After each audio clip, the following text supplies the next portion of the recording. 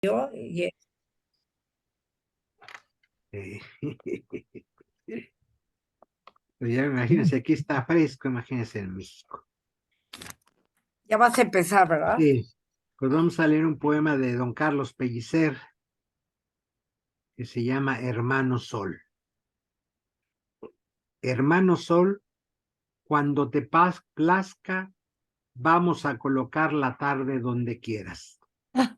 Tiene la milpa edad para que hicieras con puñados la luz sonoros tramos. Si en la última piedra nos sentamos, verás cómo caminan las hileras y las hormigas de tu luz raseras moverán prodigiosas miligramos.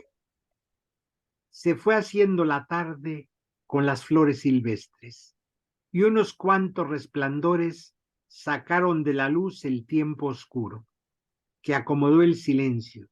Con las manos encendimos la estrella y como hermanos caminamos detrás de un hondo muro. Hermano Sol, si quieres, voy mañana a esperarte en la sombra. Tengo el canto que prefieres y el cielo que levanto. Desde mi pecho te sabrá manzana. Quiero estar junto a ti. De ti dimana la energía de todo lo que planto. Tu tempestad de luz busco y aguanto con limpia desnudez y abierta gana. Y fue desde la ceiba que da vuelo hasta el primer escalafón del cielo. Canté y mi voz estremeció mi muerte. Hermano Sol, para volverte a verte. Ponme en los ojos la humildad del suelo para que suban con tu misma suerte.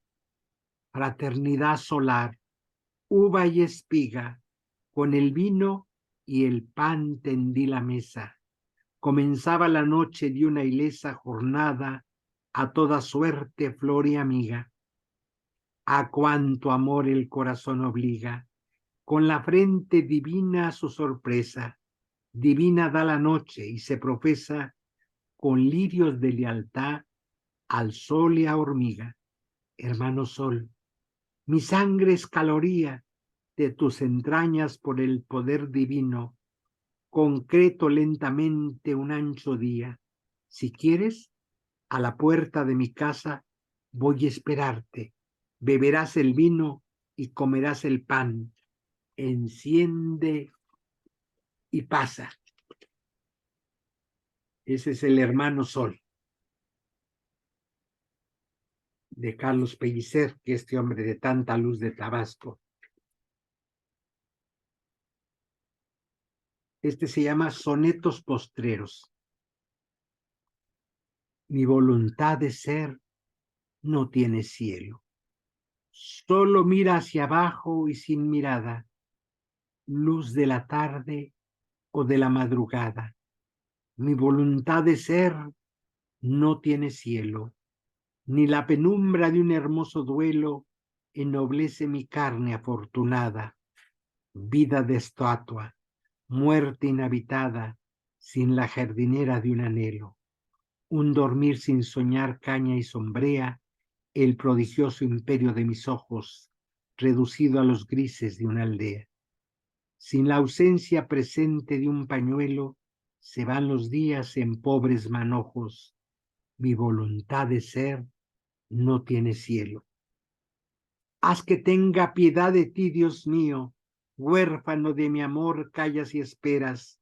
En cuántas y andrajosas primaveras me viste arder buscando un atavío. Vuelve donde a las rosas el rocío conduce al festival de sus vidrieras. Llega que en tu costado reverberas, no tiene ni un leve calosfrío. Del bosque entero harás carpintería, que yo estaré impasible a tus labores, encerrado en mi cruenta alfarería. El grano busca en otro sembradío. Yo no tengo que darte ni unas flores, haz que tenga piedad de ti, Dios mío. Esta barca sin remos que es la mía, al viento, al viento, al viento solamente le he entregado su rumbo, su indolente desolación, de estéril lejanía. Todo ha perdido ya su jerarquía.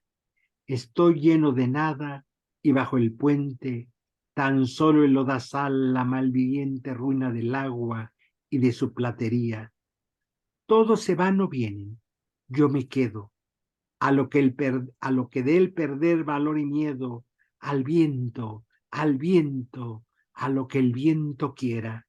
Un mar sin honra y sin piratería, excelitudes de un azul cualquiera, y esta barca sin remos que es la mía. No hay nada aquí, la tumba está vacía, la muerte vive, toma el espejo.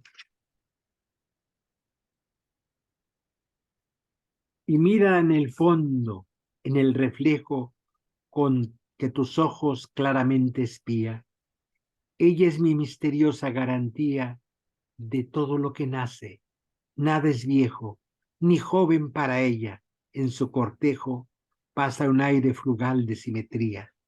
Cuéntale la ilusión de que tú ignoras dónde está, y en los años que incorporas, junto a su paso escucharás el tuyo.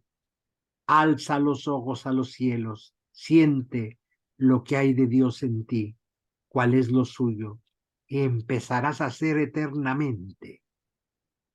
Así termina este bello poema de Carlos Pellicer. Empezarás a ser eternamente. Sonetos posteros. Esta es una despedida bellísima.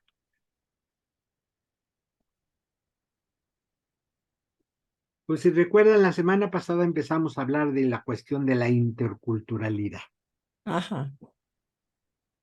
Nos decíamos que hay que pasar del modelo de inculturación al modelo de la inculturalidad y al modelo de la contextualidad. Y no solo por razones estratégicas, sino por razones antropológicas, hermenéuticas de fondo. Estos nuevos modelos de las teologías contemporáneas. El horizonte de la interculturalidad está muy presente en las diferentes disciplinas y los campos de reflexión como la filosofía, la antropología, la comunicación, la filología y la psicología. También se está abriendo campo en la teología, a buen ritmo y con buena orientación. Por eso, el punto de partida de una filosofía intercultural es la constatación de que la filosofía no tiene una estructura monolítica, sino que hunde sus raíces en diferentes tradiciones culturales y se desarrolla conforme a los condicionamientos de cada cultura. Bien puede afirmarse que cada sociedad ha desarrollado una filosofía específica con su metodología propia, con su conceptualización, con sus sistemas de expresión, incluso con sus contenidos propios. Y aquí es donde tenemos que cambiar de chip. Occidente no es la cuna de la filosofía, eso que nos enseñaron en las secundarias hay que cambiarlo. La filosofía no nació en Grecia. Déjenme ver que dice que la batería se está agotando. Si estoy con ella, ¿qué le pasa a esta cosa, Pedro? Déjenme ver que algún problemita tiene esta cosa, Pedro. Que dice que la batería se está agotando. Miren, miren, no sé cuál es el problema. Ya está cargando. Podemos decir que nació una filosofía. A mí también se me estaba cargando, quién sabe qué pasó. Ya está cargando. Sí, es una, pero el problema es que nos metieron el chip, que es la filosofía en general. Ajá. Que la única filosofía que existe nació en Grecia. Nació la griega, pero hay filosofía en otros lugares, con otros métodos y otra manera de pensar. Sí, porque el chip es que nomás hay una filosofía y nació en Grecia. Platón, Aristóteles, parece que son los únicos que pensaron. No, sí pensaron, pero no son los únicos. Esta es la diferencia, que hay que cambiar el chip, porque ese chip que nos pusieron, pues ya no es. Es decir, sí pensaron, hicieron su trabajo estos compañeros, pero no son los únicos. Hay otras maneras de reflexionar, de mirar, de pensar.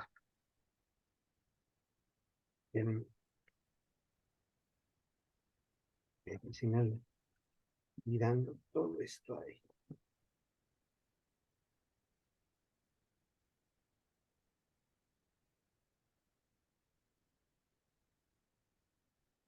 No, yo no puedo.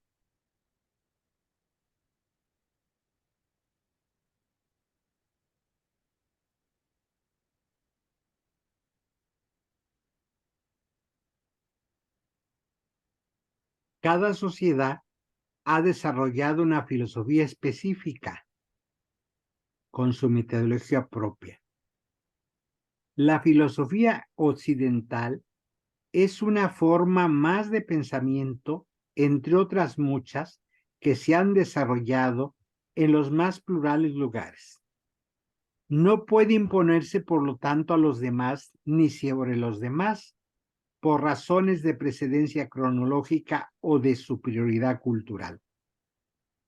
La filosofía intercultural va tras la búsqueda de pistas culturales que faciliten la manifestación polifónica de lo que llamamos filosofía, desde el multiverso de las culturas precisamente. Y las culturas pues son muchas, no solo es una. No hay una sola forma de mirar y de pensar. Hay varias formas de mirar y de pensar.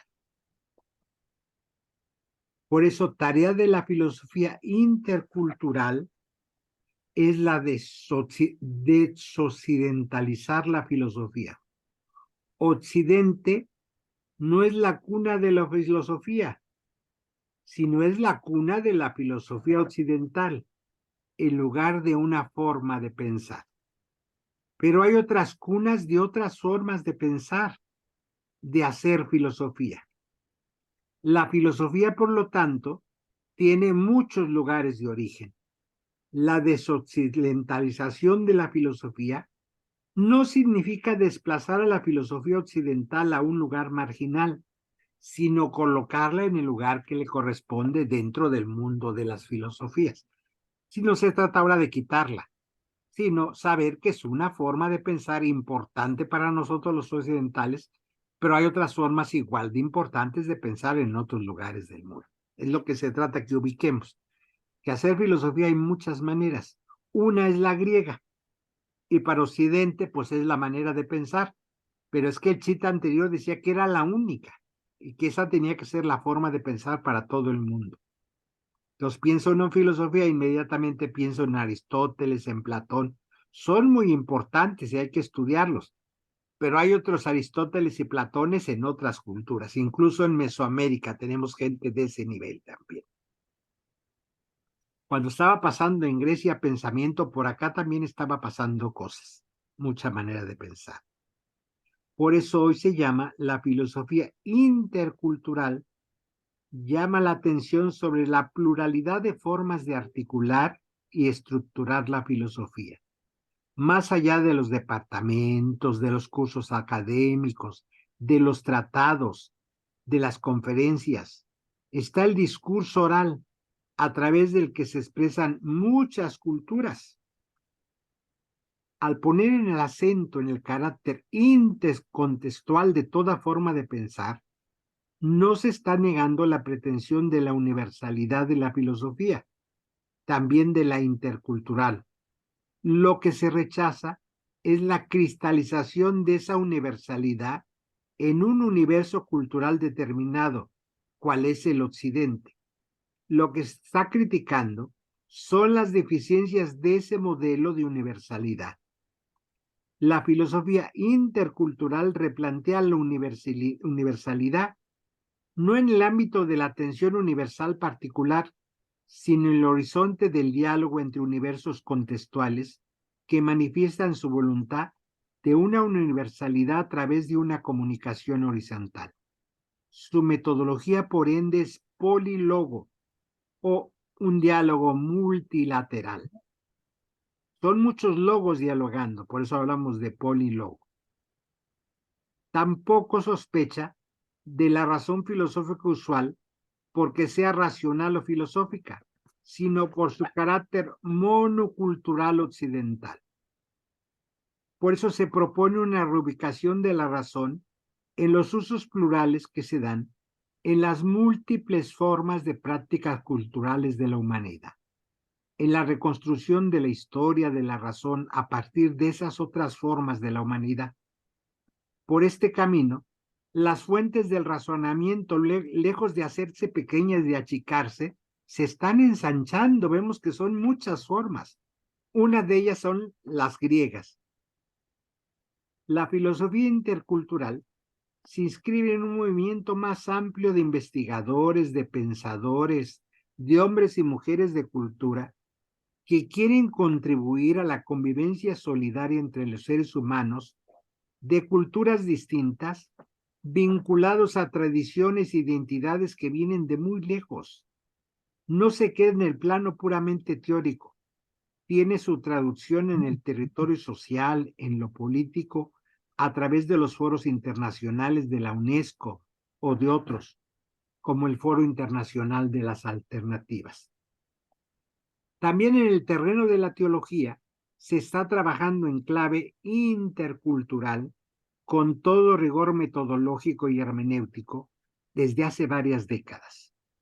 Uno de los lugares privilegiados de la reflexión intercultural son lo que hoy llamamos las teologías contextuales, que desde la década de los 70 del siglo pasado se desarrollan en América Latina, en Asia, en África, con importantes resultados, y en la que suelen distinguirse dos tendencias o direcciones no siempre bien armonizadas. La primera pone el acento en la identidad cultural, étnica y religiosa. Denuncia la colonización cultural llevada a cabo por el cristianismo occidental y aboga por un cristianismo acorde con la propia identidad y liberado de todo el colonialismo. Esa es la primera manera que se está desarrollando en América Latina. La segunda centra su atención en la opresión sociopolítica y económica y aboga por las transformaciones sociales y de las estructuras injustas como tarea prioritaria, sin descuidar, por supuesto, los aspectos culturales y étnicos. En Asia, hoy existe una pluralidad de teologías cristianas contextuales, entre las que podemos citar la teología Mingyun de Corea. Hay otra en Filipinas, se llama la teología de las luchas. Es la teología feminista y la teología ecologista en Asia. La teología Mingyun en Corea es la reflexión de los cristianos pobres que tienen su base en la historia del pueblo. Es una teología inclusiva en cuanto integra la vida, el cuerpo, la tierra, la comunidad. Se representa a través de relatos, de danzas, de acciones rituales. Esa es la teología que se llama Mingyun en Corea. No es tratados, no es conferencias, son ritos y danzas con la que trabaja, que vienen desde la base, desde el pueblo. En Filipinas, la que se llama la teología de la lucha, es la reflexión que nace de los oprimidos y de los cristianos y cristianas que se comprometen a una lucha de liberación. Y hay otra teología también que se llama la de los Dalit, que quiere decir los pisoteados. Surge de la experiencia de opresión a que se ven sometidos 12,5 millones de personas en el sistema de castas imperante. Por otro lado, la teología feminista parte de la triple opresión a que viven sometidas las mujeres, como víctimas de un sistema económico injusto y como pertenecientes a clases populares marginadas. Esta teología interpreta el mensaje cristiano a través de la hermenéutica feminista desde su propio contexto de opresión y a partir de la participación de los movimientos de emancipación de la mujer. Y por otro lado, las teologías ecologistas entienden el cosmos como una mediación simbólica del encuentro humano-divino e interhumano y busca la armonía de la humanidad con la tierra y la creación de una comunidad cosmoteántrica capaz de unir a Dios, el universo y los seres humanos. Entonces, como vemos, son muchas luchas en África, en Asia, haciéndose por muchos lados. Y hay mucha reflexión de los teólogos y teólogas en el diálogo con las religiones orientales. Por ejemplo, en Sri Lanka, Aloysius Perris, que es un teólogo nacido en 1934, él desarrolla el budismo y desarrolla una teología en comunicación con los budistas y en contacto con grupos multirreligiosos comprometidos por la lucha de la liberación de los oprimidos. Hay un exégeta en la India, nacido en el 29, Joares Soares, inspirador del grupo Acción. Él habla del Dharma de Jesús de Nazaret, cuyo origen se sitúa en la experiencia de Dios como Padre. Hay un jesuita indio nacido en el 24, Sebastián Capen, centra su reflexión en la importancia de la transformación cultural para la liberación integral.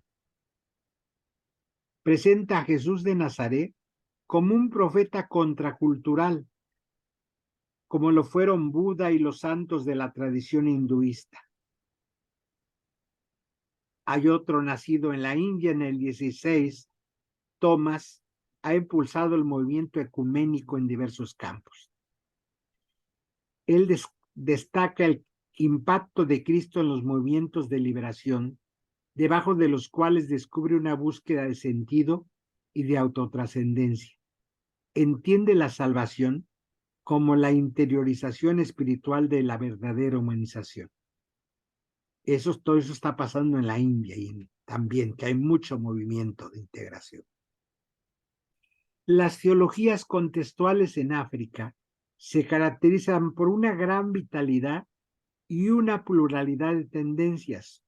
Una tendencia es la que enfatiza lo específico de la identidad africana, su antropología, su cosmología, su filosofía, su ética, y subraya el antagonismo entre los valores espirituales de África y el espíritu mercantil y materialista de Occidente. Se muestra partidaria de adaptar el Evangelio a la cosmovisión africana y de hacer una teología conforme con sus propias categorías antropológicas y religiosas. Esa es una de las tendencias de las teologías africanas. Otra es la de las teologías africanas de la liberación, que consideran limitado e insuficiente el planteamiento cultural de la teología de la identidad y creen necesario hacer un análisis más amplio de la realidad que tenga en cuenta, además de los elementos culturales específicos africanos, que tengan en cuenta los aspectos económicos, políticos, sociales, así como el contexto internacional en que se desarrollan las relaciones entre los pueblos. Para estas teologías, el Evangelio constituye una fuerza estructuradora de las relaciones sociales. Y hay otra tendencia en África, la de la teología de la reconstrucción, que pretende integrar la identidad cultural y la liberación en un nuevo paradigma. La base de la liberación de África no radica en la oposición a África-Occidente, ni en el problema teológico de fondo, se encuentra en una identidad cultural estereotipada, sino en la lucha contra todas las formas de lo inhumano, en la propuesta de una civilización solidaria y responsable, en la construcción de una fraternidad más allá de lo etnia, más mundial. Eso es todo lo que se está moviendo, tendencias y movimientos en África. La teología latinoamericana de la liberación fue una de las primeras teologías contextuales que desde mediados de los años 60 renunciaron a ser simple remedo o sucursal de la teología elaborada en Europa, bien bajo el signo de la modernidad, bien bajo el control del Vaticano. Y esta teología inició un nuevo modo de hacer teología con identidad propia, que quebranta así la larga tradición religiosa que legitima el orden colonial y el eurocentrismo. El objetivo de la nueva teología era encontrar un lenguaje teológico capaz de traducir el mensaje cristiano en clave liberadora, de sintonizar con el compromiso revolucionario de los cristianos e iluminar su itinerario de fe en medio de la conflictividad que domina todas las esferas de la realidad latinoamericana. Como en los casos de Asia o de África, la teología latinoamericana puede distinguirse desde el principio dos grandes tendencias: la que ponía el acento en la identidad cultural latinoamericana y la que se centraba en la situación de dependencia, subdesarrollo y pobreza del continente, causada por el desarrollo de los países ricos. Esta segunda visión fue la que predominó y tuvo un desarrollo más estructurado metodológicamente hablando. Actualmente, la interculturalidad en la teología latinoamericana se despliega en diversas direcciones, todas intercomunicadas: la corriente ecologista, la corriente feminista, la corriente campesina, la indígena y la afroamericana. La tierra se ha convertido en Latinoamérica en uno de los principios inspiradores de la actual teología. La teología como ciencia de Dios y ciencias de la tierra no operan como dos discursos paralelos y menos enfrentados. Ambos parten, al decir de Leonardo Boff, de dos heridas que sangran: la pobreza que rompe el tejido social y vital de miles de millones de seres humanos, y la violencia contra la naturaleza que quiebra el equilibrio del sistema. Por eso, en la teología latinoamericana, la perspectiva ecológica amplía el horizonte, ya que incorpora las aportaciones de la ciencia del universo y de la vida: geología, biología, cosmología, bioética, ecología, etología. Las mujeres latinoamericanas excluidas del campo del conocimiento teológico en los inicios de la teología de la liberación vienen asumiendo desde hace 4 lustros el protagonismo en la construcción de un discurso teológico inclusivo e integrador. Con la ayuda del feminismo y sobre todo del ecofeminismo, han cuestionado los conceptos androcéntricos acuñados por la primera teología de la liberación de los años 70 y han contribuido a articular un discurso emancipador en torno a las categorías de género y de vida. La opción por los pobres se traduce aquí como una opción por las mujeres pobres. Por otro lado, el mundo de los campesinos abre nuevos horizontes en la teología, desconocidos hasta ahora. La tierra se experimenta en clave dialéctica, como lugar de vida, pero también como lugar de muerte, como espacio de realización humana, pero también como fuente de conflictos, como realidad opresora y como experiencia religiosa liberadora. Los campesinos persiguen la armonía con la tierra a través de movimientos de resistencia contra quienes detentan el control sobre las vidas y las haciendas. La teología descubre en esta experiencia dual el poder del mal en la historia, pero también la fuerza liberadora de Dios en la historia. Y aquí la interculturalidad de la teología se extiende a las comunidades indígenas, a las comunidades negras, humilladas en su dignidad y tratadas como extranjeras en su propia tierra.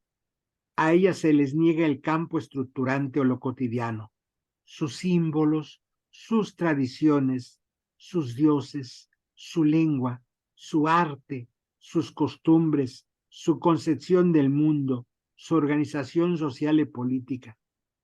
Por eso el objetivo de las teologías indígenas y la negra es reconstruir las alteridades de esas comunidades sofocadas por el cristianismo colonial y por la cultura imperial.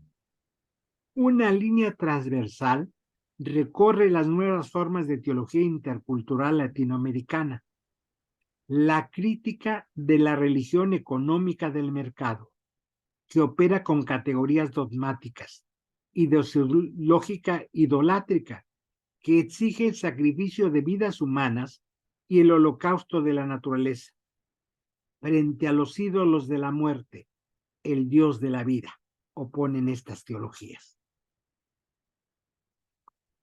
Otro espacio de interculturalidad ha sido el movimiento ecuménico, primero intercristiano y ahora interreligioso, que se ha desarrollado a lo largo de todo el siglo XX y a estos principios del siglo XXI. Gracias al movimiento ecuménico, las iglesias y las religiones han tomado conciencia de la diversidad cultural y de la interdependencia de nuestro mundo. Se han abierto a otras culturas y han descubierto la necesidad de establecer redes de comunicación interreligiosa e intercultural.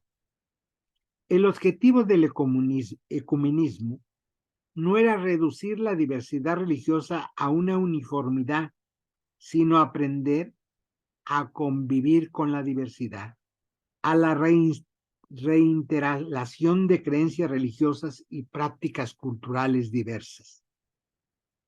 En la apertura de la teología a la interculturalidad han jugado un papel importante, por supuesto, las ciencias sociales, ya que le han ayudado a descubrir la necesaria interacción entre religión y culturas. Son de destacar las reflexiones teológicas sobre la interculturalidad y el mestizaje, que constituyen una alternativa al pensamiento único de la actual globalización neoliberal. Este ámbito de reflexión arroja mucha luz. Un mexicano estadounidense, un chicano que ya falleció, Virgilio Elizondo, teólogo y fundador del Centro Cultural México-Americano en San Antonio, Texas, en torno al cruce de culturas y creencias entre los cristianos hispanos en los Estados Unidos. Por caminos similares va la reflexión sobre el fenómeno de la inmigración en la perspectiva de las religiones y el debate en torno a las posibilidades y los límites del multiculturalismo y la interculturalidad en las sociedades desarrolladas.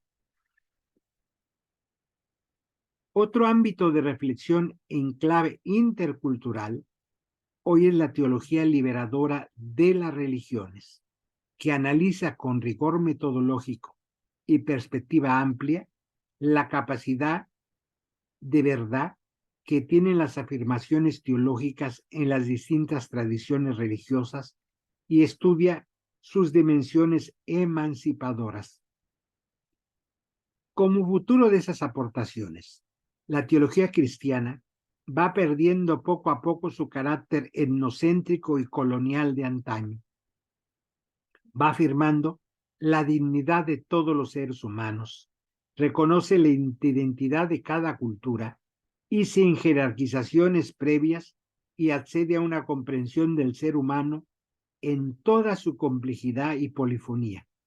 El paso no puede ser más gigantesco, si bien está todavía en sus inicios. Ello exige una revisión a fondo de la fe cristiana y de la teología, al menos en tres planos. El primer plano, el histórico, para superar el exclusivismo y el inclusivismo y asumir decididamente el modelo pluralista. También influye en la teoría del conocimiento para no reducir el lugar de la verdad de las afirmaciones teológicas a la propia religión, sino abrirlo a las distintas tradiciones religiosas, y en el plano interreligioso para reconocer de igual dignidad histórica de todas las religiones.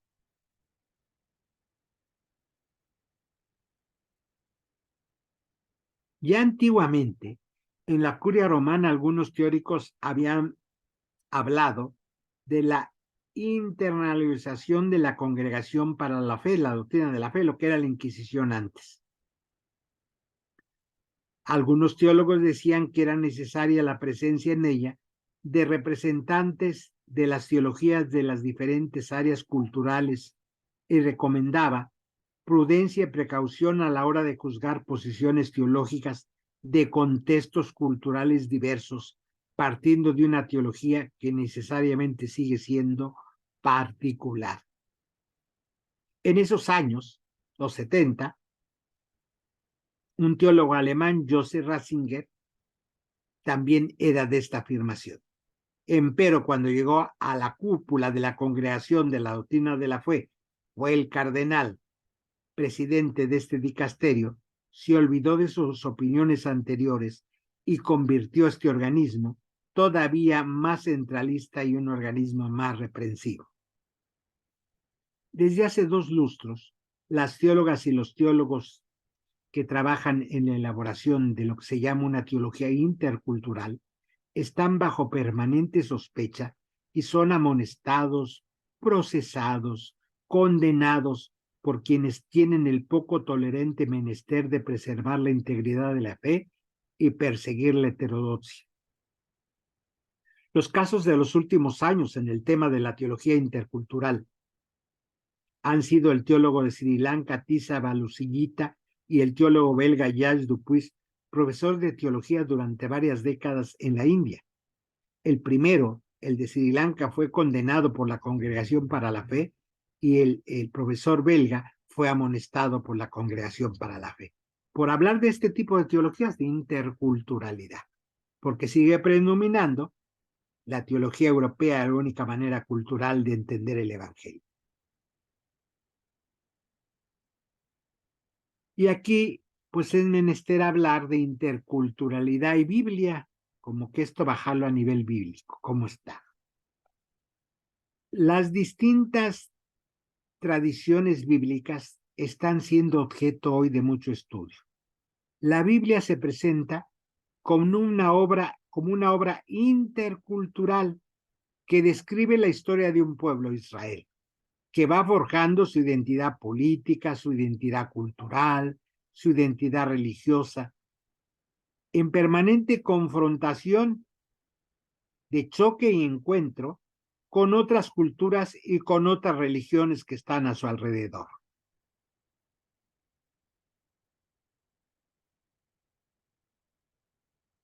Por ejemplo, en el libro de la sabiduría se produce un encuentro entre 2 tradiciones culturales, la tradición sapiencial judía y la tradición helenista, la griega.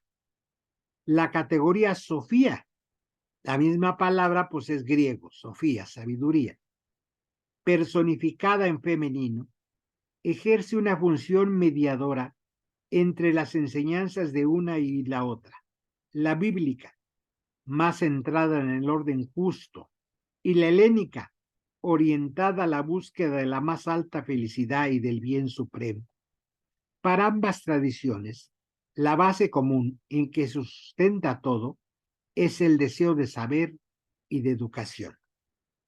La Sofía es personificada en una mujer que goza de sabiduría, es presentada como maestra de justicia y aparece junto a Dios en el momento de la creación. Es ella, se une en el nacionalismo de Israel y en el universalismo. Esta categoría, Sofía, se convierte en símbolo de la crítica a la tiranía y las arbitrariedades de los monarcas gobernantes. El libro de la sabiduría introduce un nuevo lenguaje sobre Dios e imágenes que vienen a asemejarlo a la imagen de la diosa.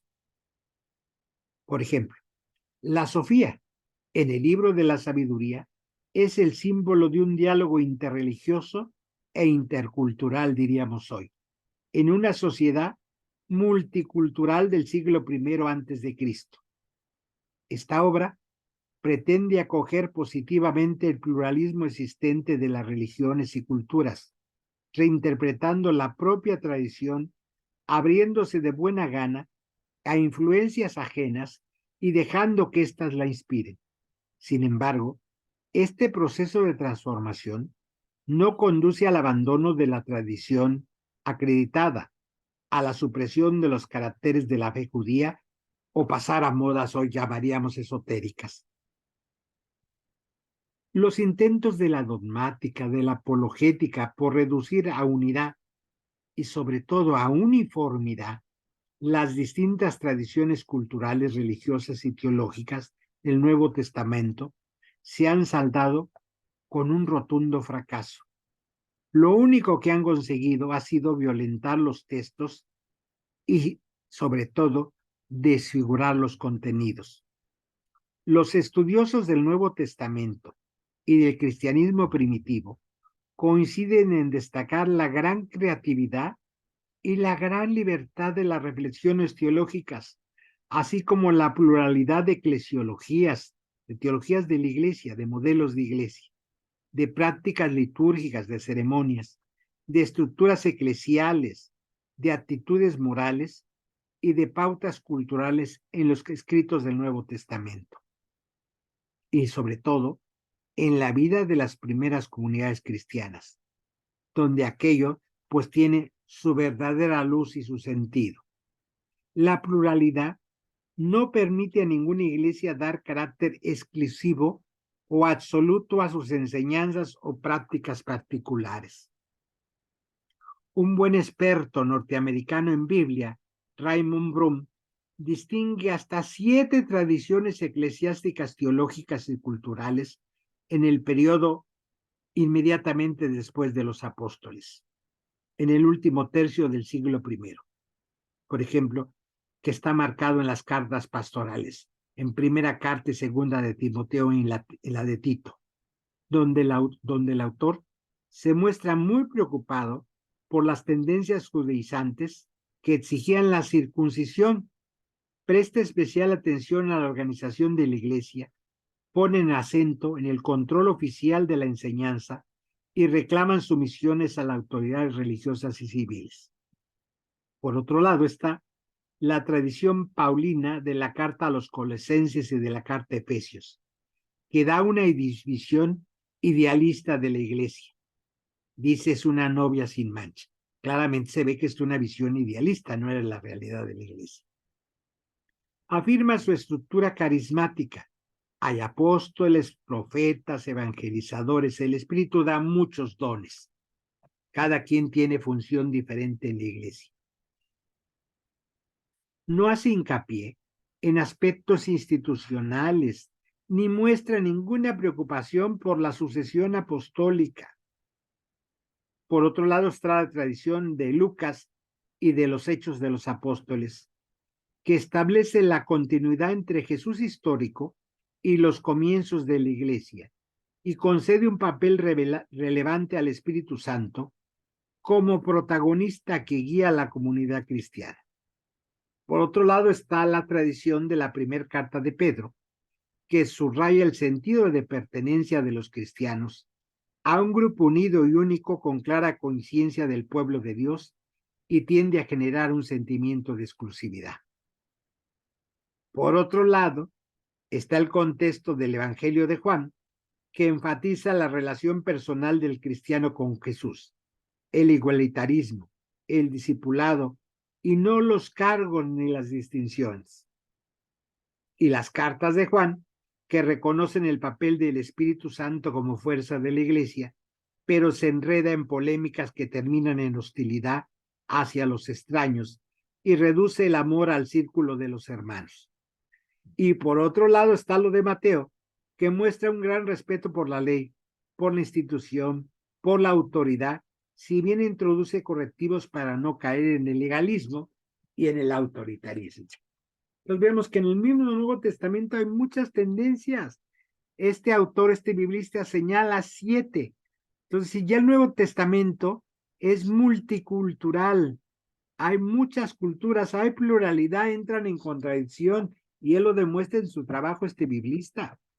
Una es la tendencia de la carta a los romanos, otra es la tendencia de la de Tito, otra es la tendencia de Hechos de los Apóstoles, otra es la tendencia del Evangelio de Juan, y subsistieron en la comunidad primitiva.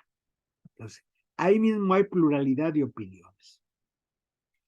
El Nuevo Testamento convergen tendencias culturales, la judía y la helenista, una conversión en tensión permanente. Pablo distingue expresamente dos tipos de comunidades, atendiendo a las diferencias culturales.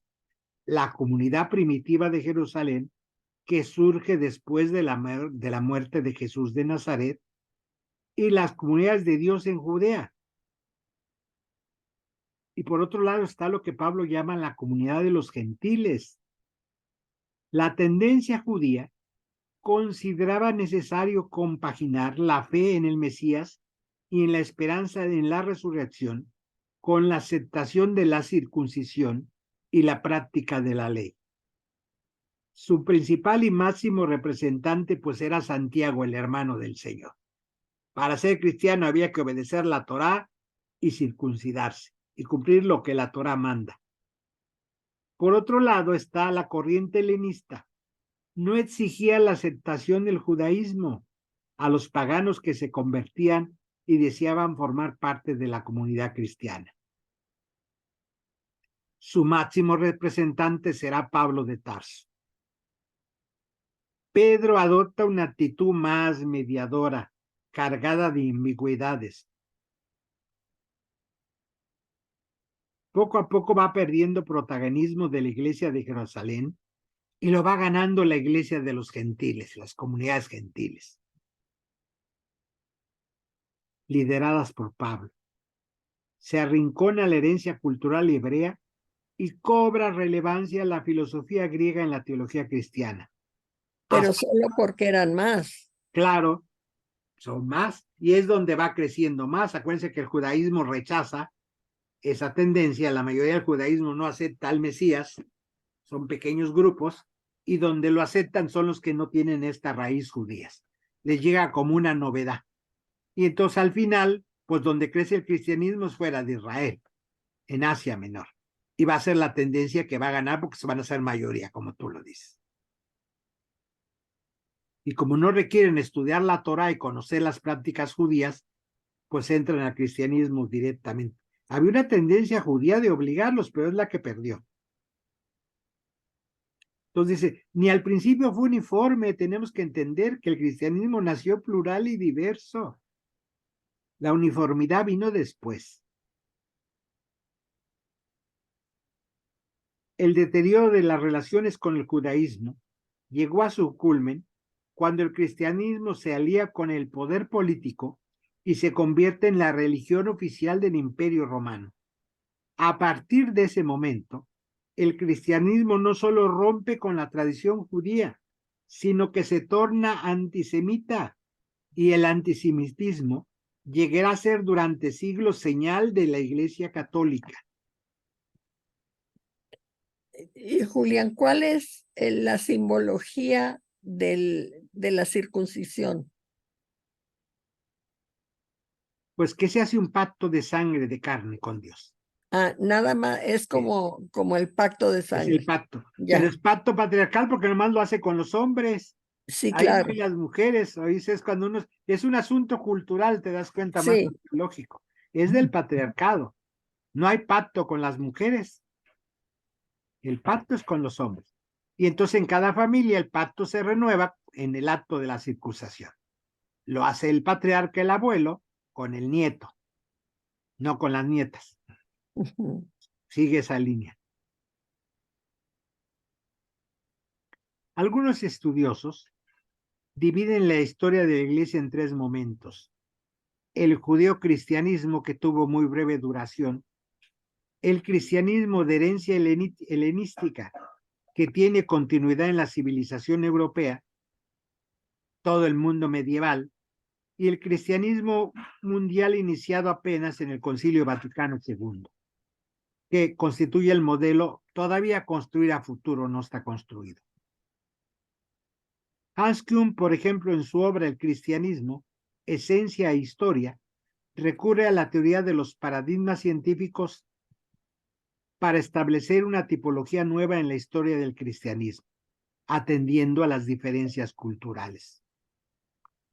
Los paradigmas como realizaciones científicas universalmente reconocidas, que duran cierto tiempo, proporcionan modelos de problemas y soluciones en comunidad científica, o una constelación de globos de convicciones, valores, modos de proceder compartidos por los miembros de una comunidad determinada.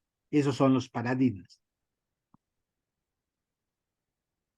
Kuhn estructura el itinerario del cristianismo en torno a 5 grandes paradigmas o constelaciones globales: el judío apocalíptico del protocristianismo, el ecuménico helenista de la antigüedad cristiana, el católico romano medieval, el evangélico protestante de la Reforma y el racionalista progresista de la modernidad.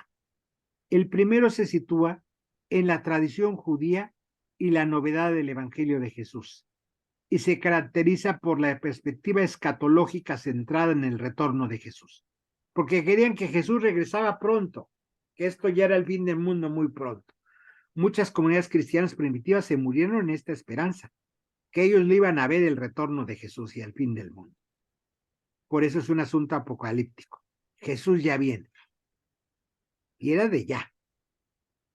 Hoy lo vemos a distancia, hoy no somos tan apocalípticos, porque ya pasaron 2000 años y no se ha acabado el mundo, pero ellos vivían en esa esperanza, lo vamos a ver.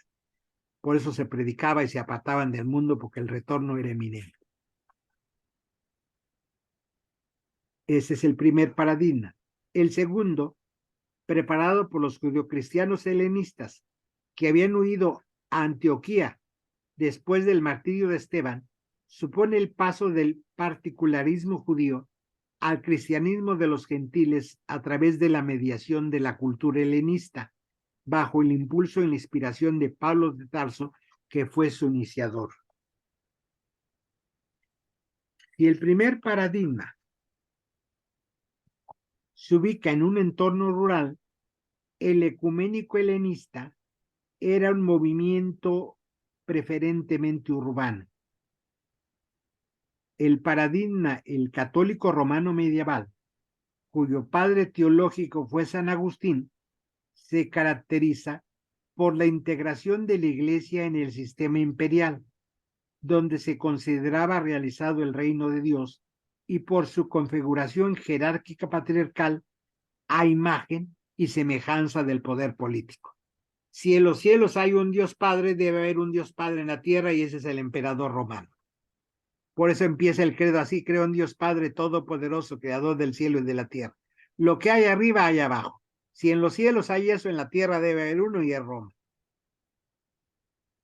Después, el paradigma evangélico protestante, cuyo iniciador fue Lutero, viene preparado por la importancia de movimientos de reforma, que la institución eclesiástica sofoca, y por los concilios para la reforma en los miembros y en la cabeza de la Iglesia, como el concilio de Constancia, Basilea, Florencia y de Letrán, que demostraron una total ineficacia para reformar a la Iglesia.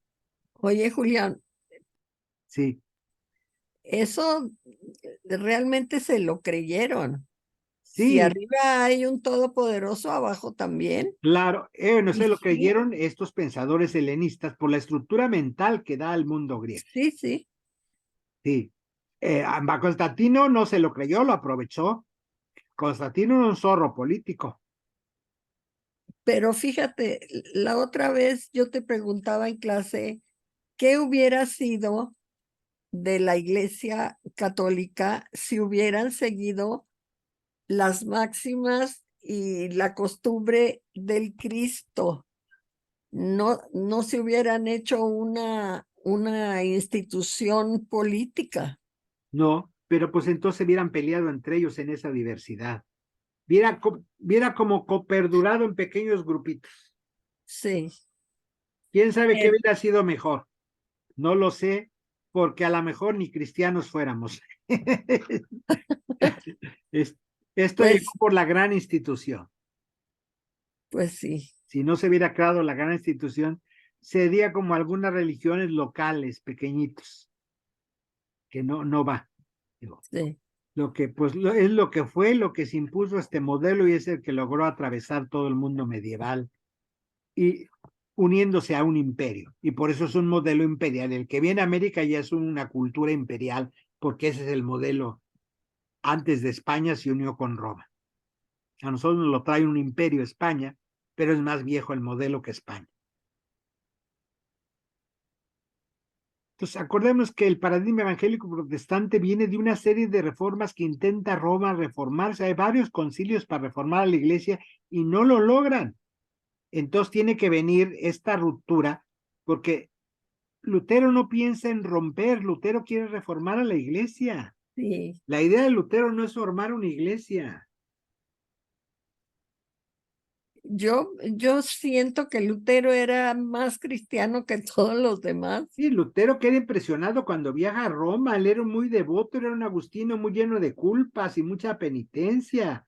Era un fraile pobre, muy en lo suyo, y queda impresionado cuando ve al Papa y esas realidades de Roma. Va a un viaje a Roma y que regresa impresionado de ver el derroche, la opulencia, cómo vivían aquellas gentes. Y el comercio. El comercio, por supuesto, de las indulgencias y todo aquello. Queda asqueado Lutero de esto. Lutero empieza una reforma, lo que viene, que la iglesia en lugar de escucharlo y reformarse, lo expulsa y le hace la guerra. Sí. Es cuando Lutero se tiene que defender y en el ínte pues va viendo que no hay otra salida más que crear su propio aparato eclesiástico. Sí, pero Lutero en un inicio lo que quiere es una reforma que la iglesia ya se daba cuenta que la necesitaba. Ya había habido al menos 4 concilios para tratar de reformarla y ganaba el ala muy dura y conservadora. El nuevo paradigma, que provoca una radical censura en la cristiandad medieval, se caracteriza por la recuperación de la dimensión subjetiva de la fe en sintonía con el descubrimiento moderno de la subjetividad. La centralidad y la vuelta a la Biblia interpretada en clave personal existencial, la justificación por la fe, el sentido comunitario congregacional, la refundación de los sacramentos, la reforma de la iglesia a partir del Evangelio, todo eso es lo que va a plantear Lutero. Y esto pues creará ese paradigma fuerte que creará otros cristianismos. Y por otro lado está el paradigma racionalista progresista de la modernidad, que intenta reformular y vivir el cristianismo con el nuevo clima sociocultural y religioso, caracterizado por la autonomía de la razón, al final del sistema absolutista, la división de poderes, la secularización del Estado, los derechos humanos, la desaparición de los estamentos, la libertad de creencias, la revolución científico-técnica y el pluralismo de cosmovisiones. El nuevo paradigma valora positivamente el fenómeno de la secularización y lo considera un ámbito más adecuado para vivir la fe cristiana de manera adulta en plena época de Ilustración. Kant, por ejemplo, lo define como la salida del ser humano de su autoculpable minoría de edad. Quien formuló un mayor rigor teológico coherente vital de la paradigma de la secularización fue un teólogo protestante, Bonhoeffer, que muere pues en los hornos del mundo nazi, Bonhoeffer, que escribe un tratado de ética impresionante y vuelve a situar desde la ética protestante otra vez en estas guerras, que es lo fundamental del cristianismo. Ante esta crisis de la moralidad, Haskell llama la atención sobre la aparición de un nuevo paradigma. Es lo que él va a llamar la transmodernidad. Y este título lo va a tomar también Enrique Dussel en sus obras, y Dussel va a hablar de la transmodernidad. La esperanza, dice, está en la transmodernidad. El cristianismo se va a rehacer de las ruinas de la modernidad, no hay otras. Cuando se dé cuenta que todo lo que la modernidad le prometió fue mentira. Y la modernidad ha destruido todo, relaciones humanas, tejido humano, la tierra, las comunidades. Entonces, de ahí dice, de las ruinas de la modernidad, la transmodernidad tendrá que tomar el valor del evangelio.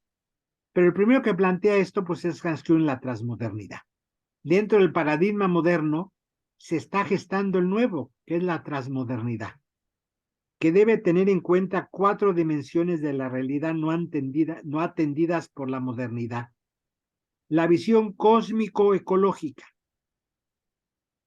la relación del cosmos con la Tierra, es fundamental para el cristianismo y la fe de futuro. Volver a retomar. Y aquí Panikkar es uno de los autores y teólogos que más ha trabajado y nos da herramientas. Todo lo que hemos hablado, lo cosmoteántrico y todo esto. Y va, por ejemplo, pues, el francés, se me fue el nombre, vean que ya se me cruzan los cables, se me pegan. Tantos cursos que doy y hablo y ya no me sale ni el nombre. Teilhard de Chardin es importantísimo en este paradigma Claro. cósmico-ecológico. Acabo de conseguir antier un libro nuevo que sobre él lo estoy estudiando. Fui a la librería Alberbun allá en México antier. Llegó un nuevo libro en castellano, muy bueno, de un francés, donde ve esta dimensión espiritual cósmica. Entonces, la relación del ser humano con la naturaleza se tiene que volver a retomar porque el paradigma moderno no lo tomó. Destruimos la tierra y ahí los cristianos le entramos sin pena ni culpa. Es decir, ahí tenemos mucho que rehacer. La transmodernidad tiene que ser nueva relación humana-naturaleza. Oye, y el paradigma social sexual, ¿qué está pasando, Julián? Está muy terrible las implicaciones de lo nuevo, de lo que está tratando. Yo no sé qué grupo está tratando de hacer esto, de hacer de la sexualidad una feria, una cosa, hasta Disney. Claro, Está, porque es el paradigma moderno que todo es economía, todo es mercancía, entonces la sexualidad se vuelve mercancía, se sí, vende. sí, Y y ahora novedad. Es así como, vamos a entrarle a la novedad. es la novedad, y entonces las televisoras de repente cerradas se abren porque es comercio, es el rating, vende. Hoy lo que vende es la diversidad sexual, pero como espectáculo. Sí, Eso no fue la lucha es política, no ser el hazmerreír, no ser un mono de un zoológico. pero eh, eh, esa oferta de transgénero, a los niños los están operando desde chiquitos, no se esperan a ver qué onda. Pues es una falta de respeto a los papás de una inmadurez, pero te das cuenta que eso no era el objetivo de la lucha política. Claro que no, Eso es el comercio, esa es la modernidad. sí, Ya comercializaron cosas delicadas, es mercancía tu sexualidad y la mía. sí, Es sí, algo que se compra y se vende y para el cual es oferta y demanda. sí, Esto es terrible a lo que llegamos. De eso es lo que tenemos que salir. Los nuevos paradigmas no van por ahí, van en contra de eso precisamente. Entonces, esta relación cósmico-ecológica. Otra, la antropología de género, igualdad y diferencia entre hombre y mujer. Ahí se tendrá que trabajar esto que dices, igualdad de género. Ese es otro paradigma, el antropológico de género. Igualdad y diferencia. Eso no es lo que estamos viendo, Disney y todo esto, no, no, no. Es respeto, humanidad, amor, derechos, eso está bueno, yo lo apoyo. Pero claro, esta feria de comercio no, porque ahora todo es gay, porque como tienen dinero, no tienen hijos, les vendo viajes y iglesias gay, viajes gay, porque como tienen un poder económico, son listos, trabajan, ganan, no gastan en hijos, ahorran, pues a esos les vendo. No lo respeto, quiero su dinero y el dinero rosa. Para mí eso no es avance. claro que no, Para mí eso no es avance. Una cosa es la dignidad de derechos y personas y otra cosa es jugar con sus identidades y el comercio. Sí, porque ahora de repente se abre todo y bienvenidos todos, pero es para que me pagues y me des tu plata aquí. Tú no me interesas como persona, me interesa lo que vas a pagar. Y que te acepte cuesta. Y esos bares cobran el triple la cerveza y las copas porque eres diferente y tienes que pagar diferente. Digo, la dignidad es que pagues lo mismo, que no sean exclusivos, sean el bar para todo mundo, que vaya todo mundo. ¿Por qué voy a hacer bares exclusivos? Eso es discriminación. Y Sí, eso es triple de caro. ¿Por qué? Porque te estoy cobrando por aguantarte. Eres raro y te pagas el triple de la copa para que te acepte. Pero con otros como tú. Tú no eres normal, te están diciendo en el fondo. claro. Por eso te cobro más y hago lugares exclusivos. La gente que no piensa calle en eso está feliz, que tiene bares y calles. En la ciudad me cae una calle en la zona rosa de puros bares así. Eso no está bien. ¿Cómo una calle es No puede ir discriminación? gente, o sea, nada más gays. Sí, porque te miran raro, es un ambiente raro. Lo normal es que sea cualquier bar normal, vaya quien quiera y te lo respeten porque es persona humana. A eso se lucha. No bares exclusivos, calles exclusivas, son guetos y además más caros. ¿Por qué? Dame una razón que ahí es más caro todo, la comida y todo. Porque pues es el gueto. ¿Quieres que te trate como persona? Pagas el triple que las otras personas, todo. Eso no es avance. ¿Y cómo han Claro. caído, no? Sí, porque es negocio. No es avance. Avance es Es, que el restaurante sea mismo, el bar sea el mismo y sean bienvenido todo el mundo con dignidad y Sí, pague lo mismo. Ese es avance. Ese es otro de los temas a tratar en el nuevo paradigma. La antropología de género, igualdad y diferencia hombre-mujer.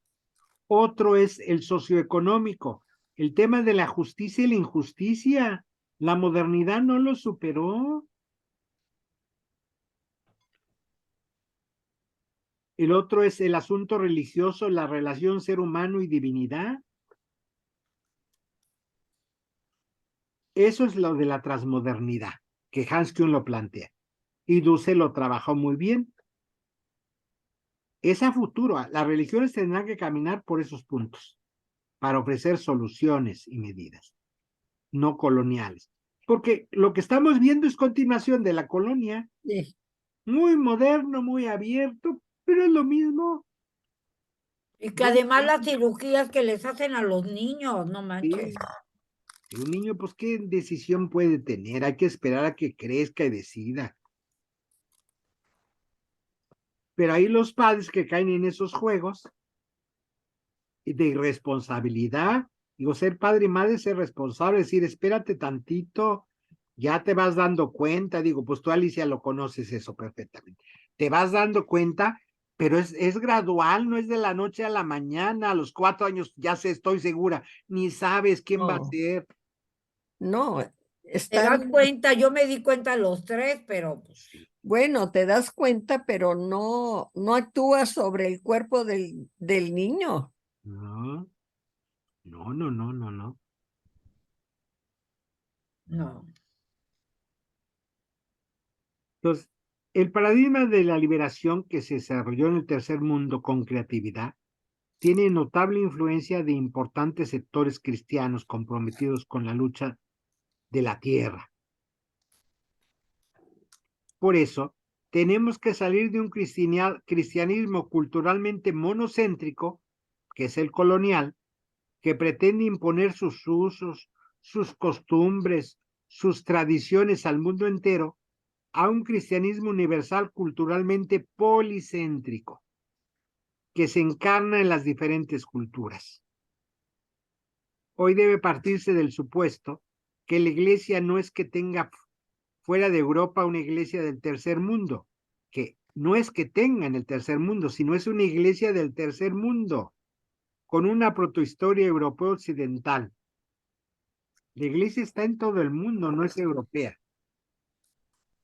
Y esto nos hable a lo que hoy se llama el pluralismo interreligioso, el horizonte interreligioso, es decir, no voy a hablar con las otras religiones para volverlas cristianas. Eso es culturizar otra vez, es eurocéntrico. Yo hinduista te voy a dejar ser hinduista porque lo valioso es el cristianismo. Tú budista tienes que dejar de ser budista porque lo único que bueno es el cristianismo. Eso no es diálogo interreligioso, eso es ir a evangelizar y Esa es convencer gente. misión. Misión, andar de misionero. Sí, Imagínense Rusia, 1000 años de cristiana y el Papa Juan Pablo II mandando misioneros para evangelizar Rusia.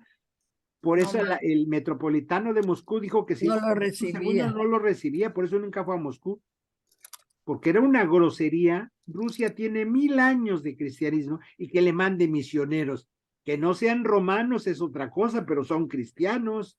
Imagínate, el patriarcado de Moscú tiene 1000 años y que le mande a cristianizar Rusia, pues no, una falta de respeto. Pero Juan Pablo II era enemigo de todo esto que hemos estado hablando, ¿eh? Sí. Y enemigo porque era cerrado y no entendía ni estudió, no era un hombre que hizo un esfuerzo. De santo yo no creo nada en su santidad. Ese es un asunto más político de San Juan Pablo II que de realidad. Sí, Era popular. claro, masivo. Oye, ¿y te acuerdas cuando lo íbamos a ver? Es que usó el marketing de la modernidad, aliado con los Claro. empresarios, pues Sí. movían a la gente las televisoras y todo. Hasta en las papas sabritas salía la foto de Juan Pablo cuando venía a México. Sí. Digo, eso es falta de respeto a su cargo. Oye, ya el colmo, el papamóvil, no manches. Papamóvil. El día que se murió Televisa ¿Verdad? lo sacó a Reforma y salieron 3 millones a agarrar el papamóvil el día que murió en Roma. Que ni Sin había querer un nadie. carro y lo sacaron y sacó 3 millones de personas Televisa a Reforma para tocar el papamóvil. Ese día desfiló el papamóvil en la calle en México el día que murió Juan Pablo II en Roma. Y además dicen que ya tenía 3 días de muerto, no anunciaron para arreglar todo y mover todo, no se murió, ya tenía 3 días Ay, de qué punto cuando cosa. anuncian. Pues yo no lo dudo, conociendo esa parrafenaria y cómo se mueve aquello. Haz de cuenta, lo metieron en un refri 3 días Pues sí. para organizar todo lo que venía. Es decir, Es que ahora el marketing, ¿verdad? sí, no, es que era el marketing, trabajar con empresas de marketing. O sea, por eso la transmodernidad es romper con todo eso. Es qué le vas a dar a la población, no el marketing, no tener más millones de gentes fieles, eso no es el futuro. Por eso el horizonte intercultural está estrechamente relacionado con lo que llamamos el horizonte interreligioso, cómo se relacionan culturas y religiones. El primer dato que se impone es el gran potencial numérico de las religiones y su amplio pluralismo. Es uno de los signos de los tiempos. La gente es muy religiosa, pero hay muchas religiones. Más de 3/4 partes de la humanidad están vinculadas a alguna religión. Es fuertísimo, llegamos al siglo XXI con 3/4 partes de la humanidad vinculadas a religión. El cristianismo con cerca de 2,000 millones de fieles en las diferentes iglesias cristianas. El Islam con 1,200 millones. El hinduismo tiene 900 millones. El budismo como 350 millones.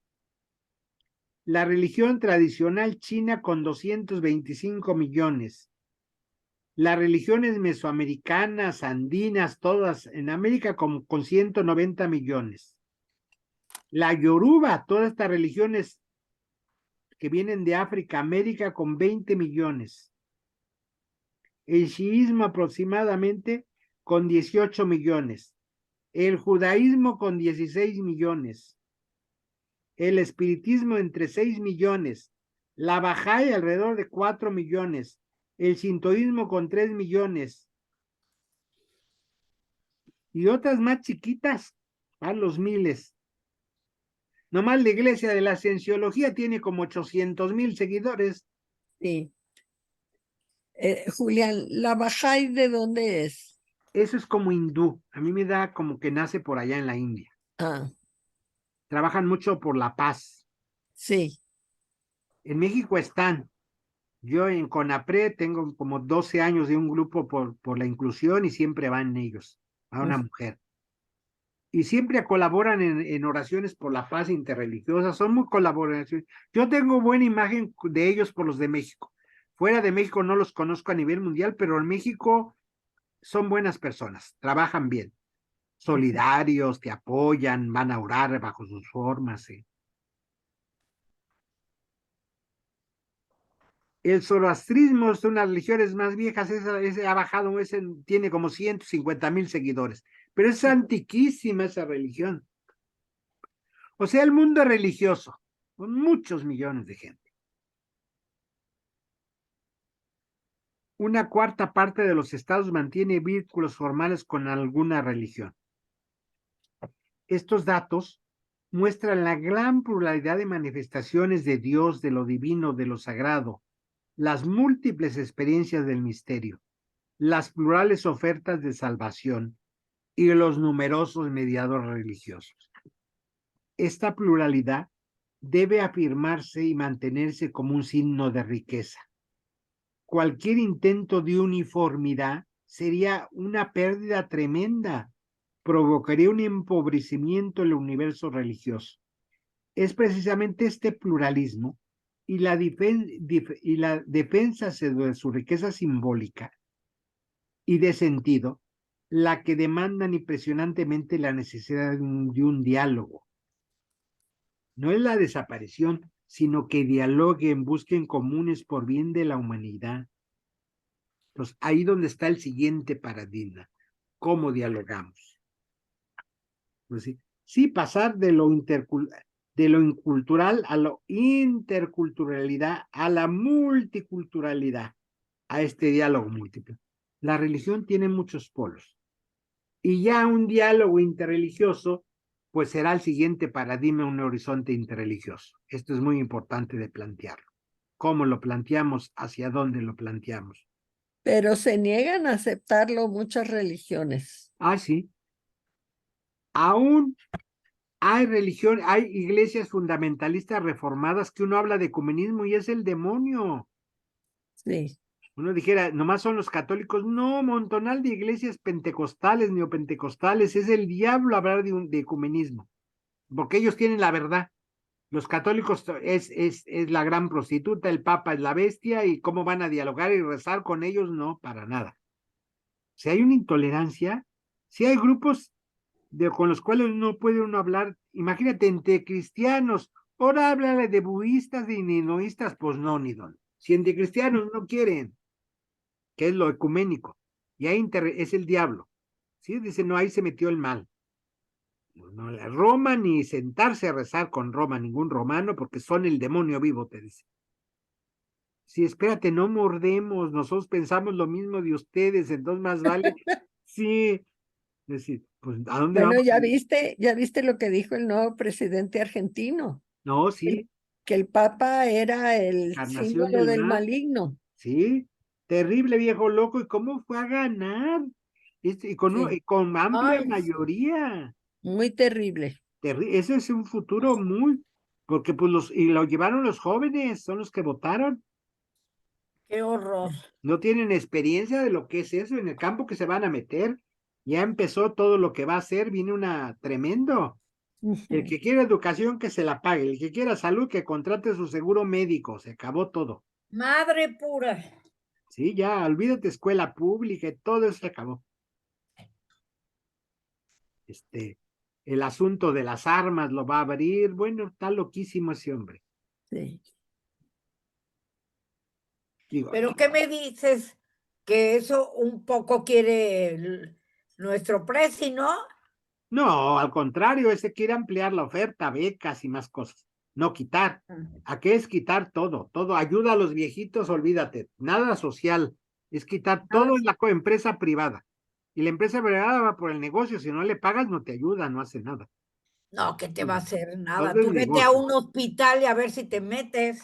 Pues, no, ahí está lo del gordo. Ricardo hace poco cumplió 7 años, Ricardo Villarreal, llegó al Mosel, lo pudieron haber salvado, Ah, se desmaya en la recepción, no había quien dar a la tarjeta, nomás lo llevaba el chofer, ¿qué tarjetas? Y no lo atendían, ahí desmayado el pobre gordo, porque no había quien diera el tarjetazo. ¿Quién es? Ricardo Villarreal, Ricardo Villarreal, ¿no lo un conociste? dominico, No. murió hace 7 Murió años. hace 7. Hace unos días Que cumplió fue con el que iniciamos toda la meditación. meditación y todo este Ah, tipo de cosas. sacerdote. Sí, Sí, fraile dominico. era teólogo. Ah, Sí, profesor de teología, el gordo le Gracias decíamos. a él conozco a Julián. he Sí, oído algo de él cuando platican, sí. pues Oye, llegó, gracias a él conozco a Julián, nunca se me va a olvidar en un VIPS, después de meditación a porque las 11 de la noche. después de meditar daba hambre y nos íbamos a cenar después de la Pero meditación. unos cenones. Pues salió uno con harta hambre.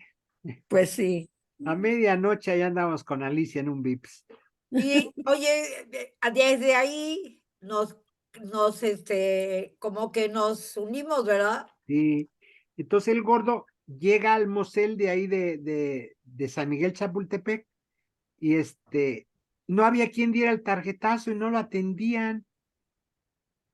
Hasta que el chofer fue al convento, buscaron una amistad de Ricardo y vino una señora y dio el tarjetazo. Lo empezaron a fíjate, atender.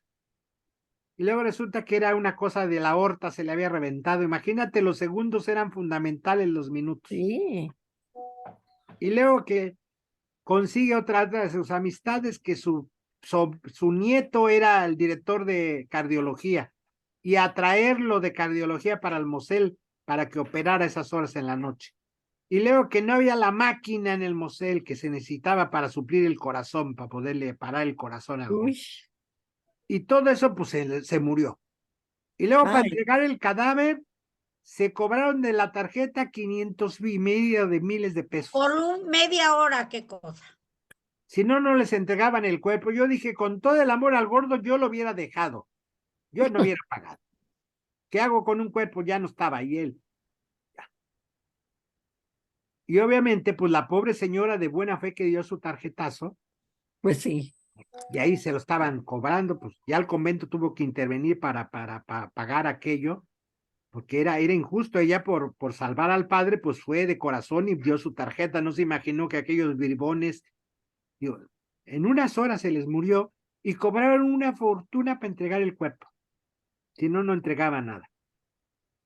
qué Ese es va, el asunto donde no hay justicia, donde todo es comercio, la vida humana no se valora, y este burro de Argentina es a lo que va a someter al pueblo, a lo imagínate, que va, va a sí, someter al pueblo.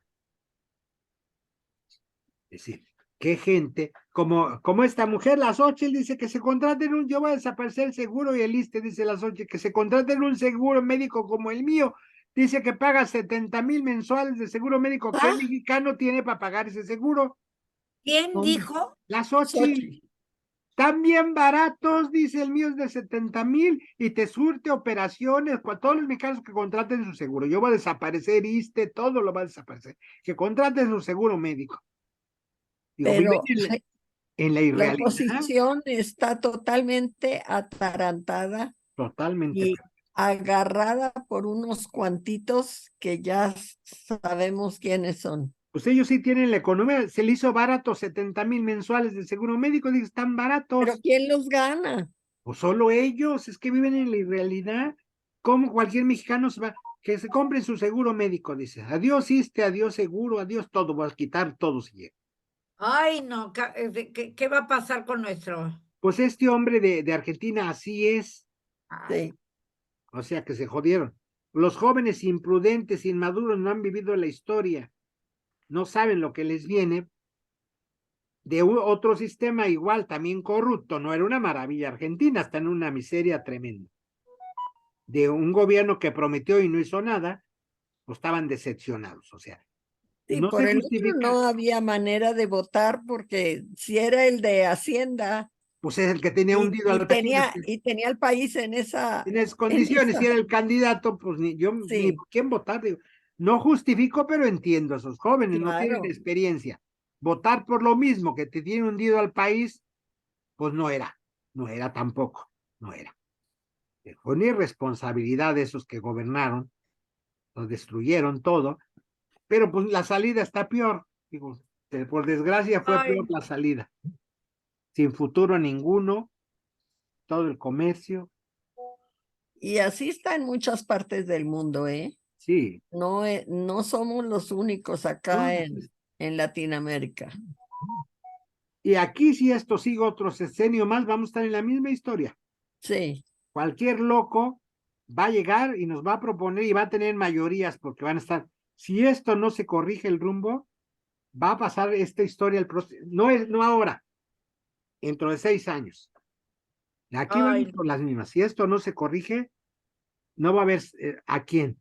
Y cualquier loco va a convencer y va a llevar millones de votos. ¿Y a dónde vamos a ir a dar con este país? Todo lo ganado se va a perder. Pero eso es una irresponsabilidad política. Ante todo eso, las religiones tienen que pensar qué ofrecen a la humanidad. No pueden caer en eso. Por eso es necesario el diálogo interreligioso. Tenemos que dialogar con los otros que miran diferente y tiene que ver la relación con la tierra, la relación de género con las mujeres, la relación con la justicia, salarios. Todos estos temas tienen que ver con la religión. Tienen que entrar muy importantes. Entonces, para no seguir avanzando en el diálogo interreligioso, sea la próxima sesión, hoy aquí le paramos del diálogo interreligioso, que entramos, cerramos diálogo intercultural, que nos preparó que el tema que vamos es diálogo interreligioso, que eso tiene que ver con la espiritualidad. La gente de la mística es interreligiosa, no se anda peleando por su sello. Todos los místicos, por eso lee uno a Rumi contento, es que no era católico, no era cristiano, me da lo mismo, tiene una experiencia de fe profunda. es El que eso es lo que te une, ¿no? La sí, experiencia de fe profunda, es no decir, importa quién. por eso hay que hablar mucho de diálogo interreligioso para entender esas experiencias profundas. Yo por eso digo, santificados sean tus nombres, Claro. porque cualquier nombre que le pongas es Dios. Pues es eso, Claro. es esa verdad absoluta, profunda. No alcanza un solo nombre ni una sola lengua, no alcanza. Por eso, pues, nomás en el mundo judío tiene 72 nombres, Exacto, no tiene un exacto. único nombre. Los 72 nombres de Dios. En el Islam tiene montonal de nombres. Y aún esos se quedan cortos. Tratar de entender eso. Pues mira, Alicia, Me avisas